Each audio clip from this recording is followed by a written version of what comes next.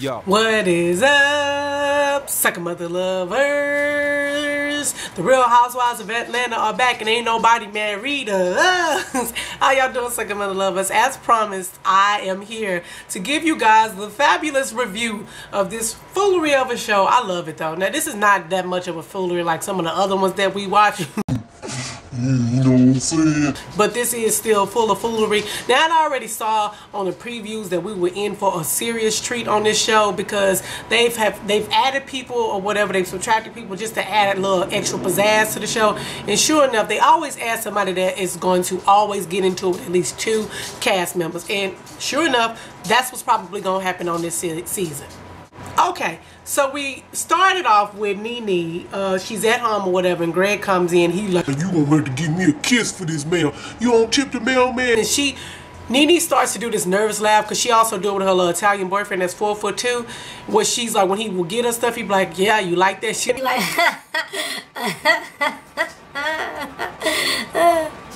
she's so nervous, and you can tell that she's nervous, and she's doing that with Greg, and so Greg is like, "I'm gonna get you back." Yeah, I'm sure you do want her back because, I mean, Nene's rich. I mean, she writing $10,000 checks. Now, let's just be honest. I can't write no $10,000 check, but I mean, even if I could, I feel like rich is a lifestyle and ain't necessarily what's in your pockets. Like, I feel like I'm rich right now. I'm rich in my soul.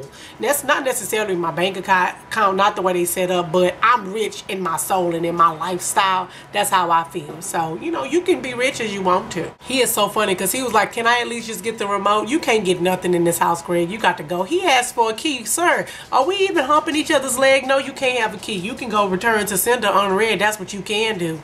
Okay, so I'm really happy that Kandi took a break and she decided to be celibate for last season. I feel like that was the right thing to do, especially since your last fiance was just killed right after the last season, so it was only right. Like, that's still a tragedy or whatever, but you know, truth be told, life does go on, and at the end of the day, you know, God forbid something's happened to your mate, I'm sure that you don't want to be selfish and tell that person that you can't move on, especially if they're young or whatever, and you know, he knew what Kandi wants. So anyway, on to it. Kandi has a new man, and she's all happy and all in love, and now they about to, you know, move into a house together. Now, I'm really, like, just in a woe, because I'm like, Kandi, season before last, or even the season before that, like, she was talking about how she owns her house, and she had been living in that house, but I guess she has new money now, so she like, oh, it's time to upgrade.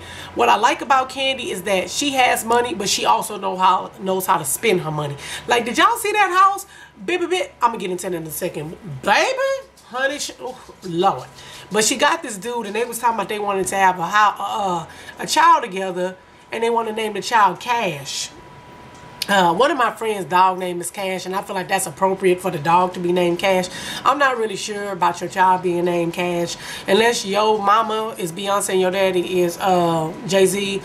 Then you can have crazy names and be named after fruit and, you know, trees and stuff. But other than that, I'm nervous. I mean, I'm thinking about the child future. I'm not really sure. They're going to think he was part of Cash Money Records. I just really don't think Cash is an appropriate name, but that's just my opinion.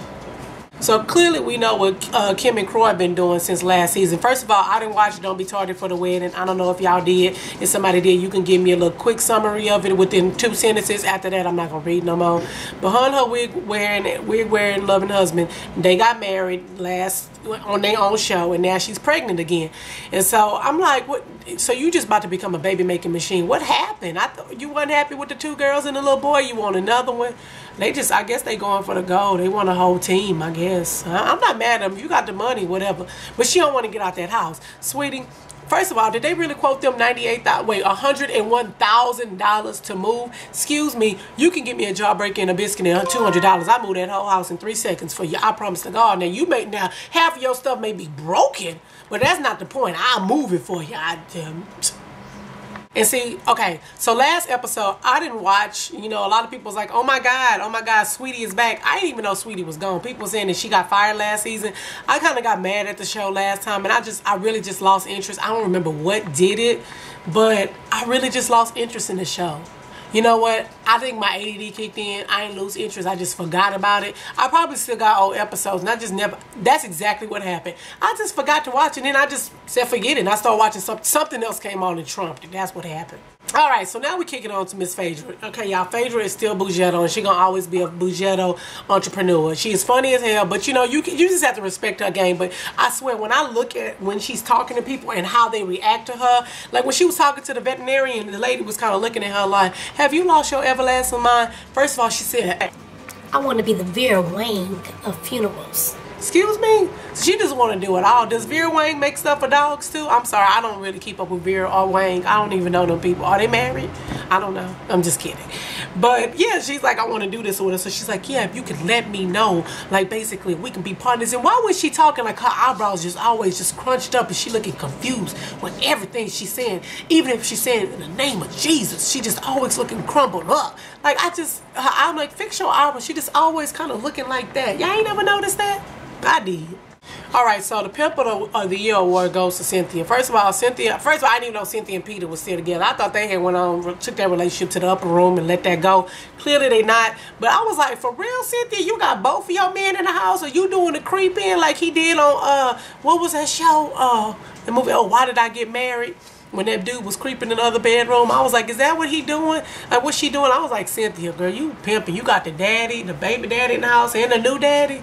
And then y'all for real making arrangements now. For real, on a non-joking side, I think that's amazing that they can all come together for the little girl, because that is what's important. Like, you know, the fact that they've realized, okay, we not compatible anymore. You go about your life, I'm gonna go about mine. And it's cool that they can come. I don't really necessarily know if we have slumber parties, but you can come over and visit. I'm nervous. Okay, so if anybody has that episode still DVR, I need y'all to go back to when Cynthia was talking in the confessional. First of all, her breasts were bothering me. I don't know if it was something missing, but something was wrong. I was really nervous. It kind of looked like her breasts was moving on their own. It scared me. I was nervous. I thought I was polka dice in there or something. And then secondly, I think Cynthia is a beautiful woman. I don't care if she's 90 years old. I think that she still has a gorgeous face. She has flawless skin. She has a great, you know, bone structure. However, your makeup artist, you need to fire them on spot, because I don't appreciate him drawing your eyebrows all the way down to your chin bone. Like, I need y'all to go back. Like, seriously, her eyebrows came all the way down here. And I was like, stop. Like, make them stop. Like, he should have just went on and put a little concealer there to stop them or whatever. It was too long. Like, they should have been like here. Like, why would I swear they can't. Please go back and look. I'm not like, I get it. You trying to be dramatic, it was too much. Like, I got offended. The funniest of that whole scene was the fact that they was all arguing on what the little girl should be doing. So the little girl come downstairs and Cynthia said, okay, you know, so you just tell us, you know, what exactly would you want to do? You tell them that you're interested, you know, in still going to school, you know, and doing homeschool. Tell your dad. Well, actually, I never wanted to homeschool in the first place. That was your idea. Cynthia, this is a very good time for you to get the pie, the shoe, and the mush, and the boo-boo off your face. Girl, Trump. And Daddy was like, and so it is. It's spoken. I was like, you can't just homeschool that girl and say that's what she want to do, and she ain't never said it. That was hilarious. That was like funny as hell to me. So we've introduced Miss Kenya, and first of all, as soon as I saw the previews, I was like, I predict that she gonna get her ass whooped before this season is over with. Miss USA, first of all, she is a gorgeous woman, but I did not realize that she was a certified BITC motherfucking CH. Did I already say CH? Okay, well, I'm gonna add an extra C in there because she's an extra biatch. I was like, who are you? Like, lady. Ugh. When Miss Lawrence walked in, the first thing I said was, oh, honey, he lost weight. And it's so sad that, you know, because I have a lot of gay male friends, and it's sad that when they lose weight, the first thing people say is, oh, I hope they're not sick. And it's so sad because I was like, oh, Lord, I hope he's not, you know, ill, you know, and I'm not being funny or anything like that. I'm being extremely serious, you know, like, I really hope he's okay. But he was like, you know, honey, it's stress, you know, and eating right. So if that's what it is, you know, more power to him. I just don't want him to disappear. Like, he's lost enough. All right, leave it alone. Don't be going crazy or whatever, where you look like you lost, you know, 2 or 3 meals like in your stomach or something, and now they just never want to come out and make you gain weight. That's not nice. When they were showing different pictures of her, like when they were introducing her and they were talking about all the covers that she did and different stuff, it was one picture of her when she had on the pink bathing suit, where I was the only one that was like, where did you get that Nicki Minaj butt from? I was like, you should have told them that was a little bit too much editing on your butt, where they tried to push her back in too much. It looked so deformed. I was like, that is a super fail. And if her butt is like that, double fail. Okay, so You know how you have those people that are oblivious to being racist? Like, I have a coworker that's like that. I can't stand her because she don't even realize that she being racist, and I be telling her, girl, that's inappropriate. She be like, no, excuse me, yes, it's inappropriate. What you're saying is inappropriate. You can't say stuff like that. Same with Kim. Kim, everything in the scene with you going to visit Kandi's new place was racist as I don't know what. First she says, well, you know, this neighborhood, you know, is not really safe or whatever. So when I was driving up, you know, I had to lock my doors. The governor lives in that neighborhood. Where you live, first of all, you about to be homeless in a week and a half, boo. So, yeah. Oh, okay. Second of all, it's like everything she had to say, she had, like, I swear, everything that I was thinking about that whole scene, like, Kandi ended up saying, because she was like she was like hating, like she had something to say about everything. Like, don't be mad because this house is bigger than your house or whatever, and she paid cash for the house, and you know she ain't gonna get evicted in 2 days or whatever. Like, that house was freaking amazing. I came with her when they went downstairs to that pool, and she was like, that's all right, y'all don't need sun anyway, y'all already black as ever already. Bitch, what you say? What you talking to? Like, I'd have slapped her in that pool. Like, it ain't no water in there, just cement. I'd have slapped her in that pool. But that was nice. Then they got on the elevator. Did anybody catch that? Honey, that house is nice. Kandi, if you watching this, I know some of y'all watch these reviews. Y'all try to act like y'all don't. If you watching this, all I ask is that you give me an interview and a tour of your house. That's all I ask. I never talk nothing bad about you. I promise for God.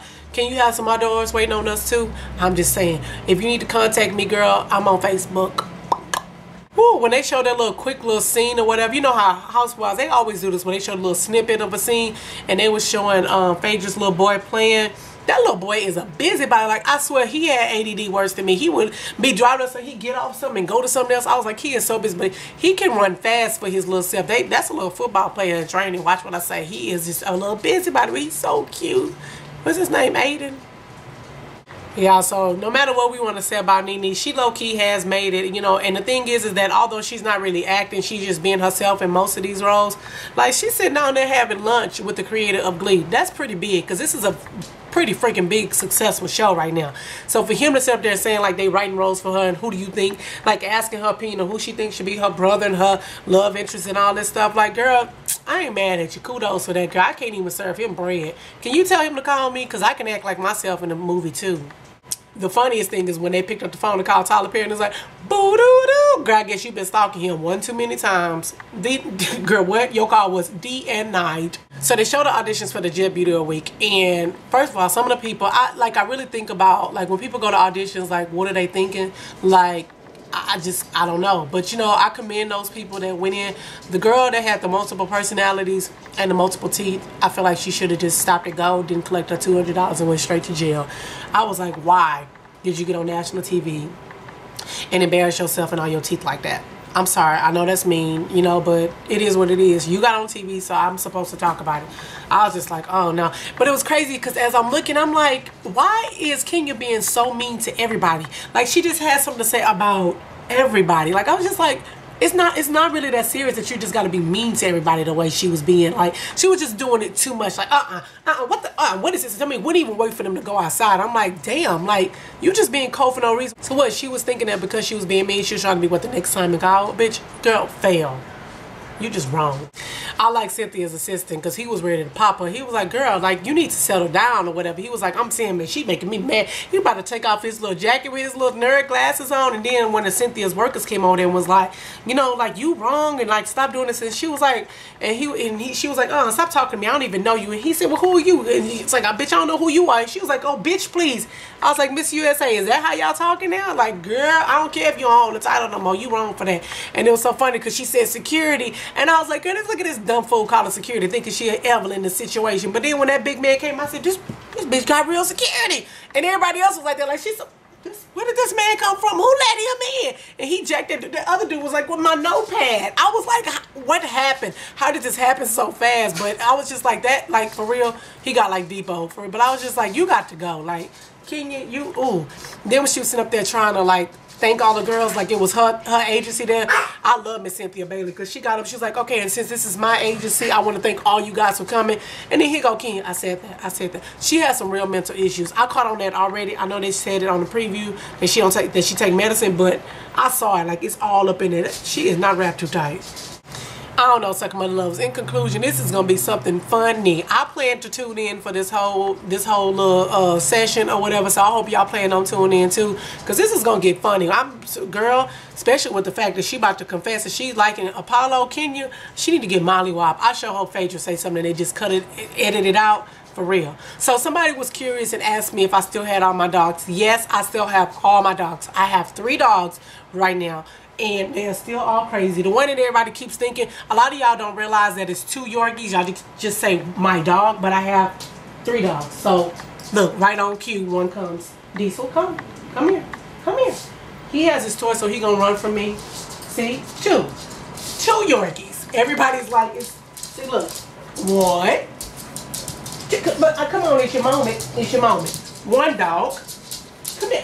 Okay, y'all can see him. I can't. Anyway, it is 3 dogs or whatever. They're all fine. 1 is 10. 1 is, okay, the oldest one is this one. He's 10 years old. He acts like a puppy. The other one's 8 years old. And that's Diesel. And then I have Polo, which is 2.5 years old. He'll be 3 in a couple of days. So that is my babies. Thank you guys for asking about them, and most importantly, thank you for watching this video. As always, are we gonna tell them bye? Say bye. Say bye.